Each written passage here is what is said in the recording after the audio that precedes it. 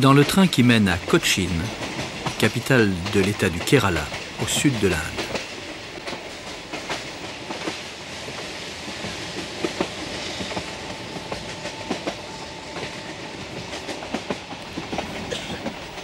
L'homme qui retourne ainsi dans sa famille indienne est suisse. Il se nomme Francis Olakingal. Rappelez-vous. Dites-moi donc pourquoi on leur a pris la vie, tranquille Luther King ou Jésus-Christ. C'était en décembre 1995, à Izérable. Une foule silencieuse défilait en mémoire d'un jeune habitant du village, Pierre-Alain Monet, mort lors d'une marche militaire. Car je vous le dis, les lois militaires ne sont pas plus sacrées que la vie d'un seul homme.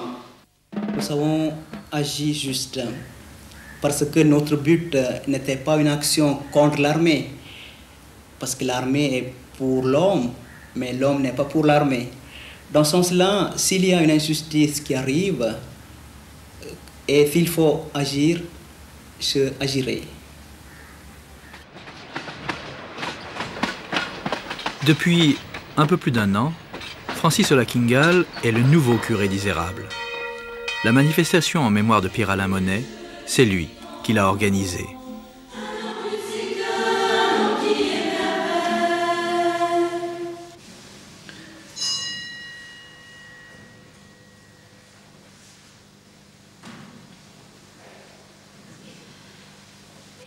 Je crois que pour bien mener ma mission, mon travail, c'est important d'être citoyen de ce pays. Au nom du Père, du Fils et du Saint-Esprit. Amen. Ensemble, disons. Je crois que dans notre époque, c'est important pour bien agir, être citoyen de ce pays. Par exemple, dans l'histoire de Pierre-Alain Monet, je n'aurais pas fait cela, je n'aurais pas osé faire cela, peut-être si je n'étais pas suisse. Suisse, Francis Olakingal l'est devenu juste avant de prendre ses fonctions à Izérable. Et aujourd'hui, pour se rendre dans sa famille, il a besoin d'un visa indien. Son pays, refusant la double nationalité, Francis est désormais suisse et seulement suisse.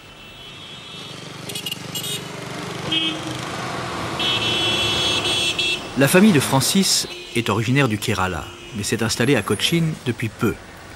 Le père est mort et la mère vit ici avec 3 de ses 7 enfants. À l'heure du repas, il est facile de remarquer que Francis ne vit pas en Inde. Il est le seul à se servir d'une cuillère.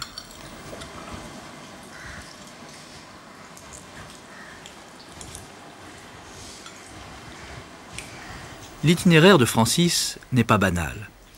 La révélation divine ne lui est venue que tardivement.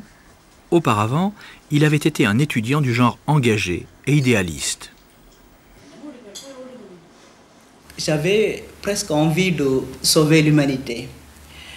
Avec mon copain, on avait presque un projet comment sauver l'humanité, comment travailler pour avoir la paix dans le monde. C'était l'époque du communisme, il y avait le bloc capitaliste et communiste. Alors nous avons décidé comme ça qu'un jour on partira. Moi je partirai en Amérique et lui il partira en Union soviétique. Et puis là, je me marierai avec une Américaine et un jour je deviendrai le président de l'Amérique. Et lui, de son côté, il partira en Union soviétique et il se mariera avec une fille de l'Union soviétique. Et lui, il deviendra le chef du Parti communiste. Et en ce jour-là, nous signerons la paix entre ces deux pays. Alors, ainsi, il y aurait la paix dans le monde. C'était notre rêve. Et pour finir, je me dis que au moins, la seule chose que je puis changer, c'est moi-même. Si je veux changer ce monde, c'est d'abord je dois changer moi-même. Et ça suffit que je sauve seulement une personne. Ça suffit, je sauve une personne parce que quand je sauve un homme, j'ai sauvé toute l'humanité. Parce que dans chaque être humain, il y a toute l'humanité. C'est comme chaque goutte d'eau qui forme l'océan.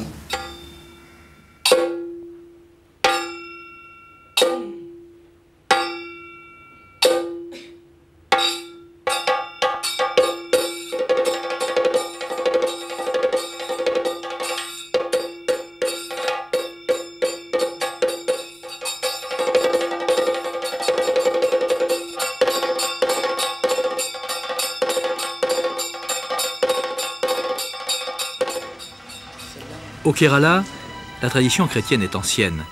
Cochin, la capitale, compte plusieurs dizaines d'églises où les croyants se rendent plusieurs fois par semaine. Nous savons le christianisme depuis très longtemps. Dès le début du christianisme, c'est l'apôtre Thomas qui a apporté le christianisme au Kerala. Donc l'Inde, le Kerala, avait le christianisme en même temps que Rome. Beaucoup de gens ne savent pas cela en Europe. Pour eux-mêmes, quelquefois, ils préfèrent ne pas le savoir, peut-être par certains complexes de supériorité, peut-être. L'Église est trop traditionnelle et étroite en Inde, je trouve. Par exemple, l'Église n'acceptera pas un remariage, une séparation ou un divorce ici en Inde. Francis a donc choisi de devenir curé en Suisse. Il ne l'aurait sans doute pas été en Inde. Il serait très difficile pour moi, je serais frustré. Il serait très difficile pour moi servir une église qui est trop étroite. Parce que moi, j'aime bien une église qui est ouverte, universelle, qui avance, qui est un exemple pour le monde. Dans sa famille, Francis participe chaque soir à la prière. Une prière chaque soir semblable et chaque soir renouvelée, à la fois monotone et profonde. Une prière qui, pendant près d'une demi-heure, réunit les présents et associe les absents. Au fond de son cœur, Francis prie tout particulièrement pour sa sœur, Lissi, dont le mariage a échoué et qui en reste marqué à vie.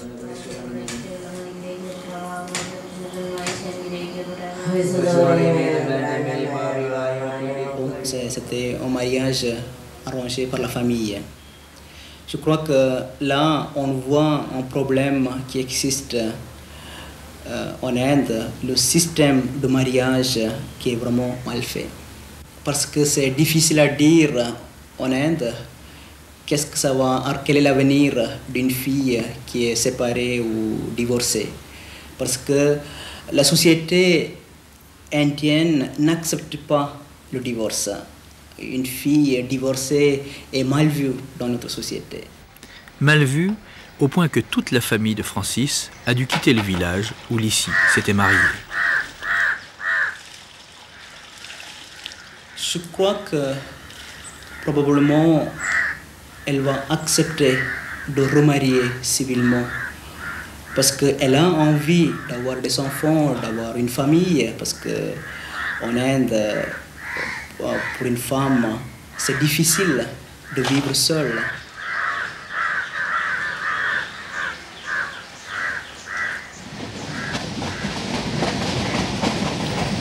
Et à nouveau le train, cap à l'est.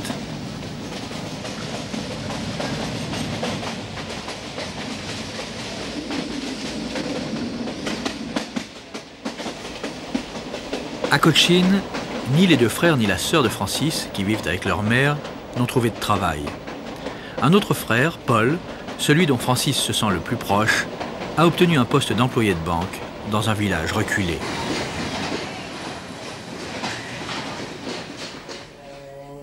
Ici, en Inde, la famille est chose sacrée. Et, pour ses deux neveux, Francis se considère un peu comme un père, d'où l'évidente fierté à figurer avec eux sur la photo de famille. Mais dans quelques jours, sera venu le temps du retour, là-bas, dans son nouveau pays, la Suisse, et dans ce canton si particulier, le Valais, où d'une certaine manière, on pratique aussi le culte de la vache sacrée. Quand Dieu a créé la terre, c'est une phrase de Gandhi que j'aime beaucoup. Quand Dieu a créé la terre, il n'a pas fait de frontières.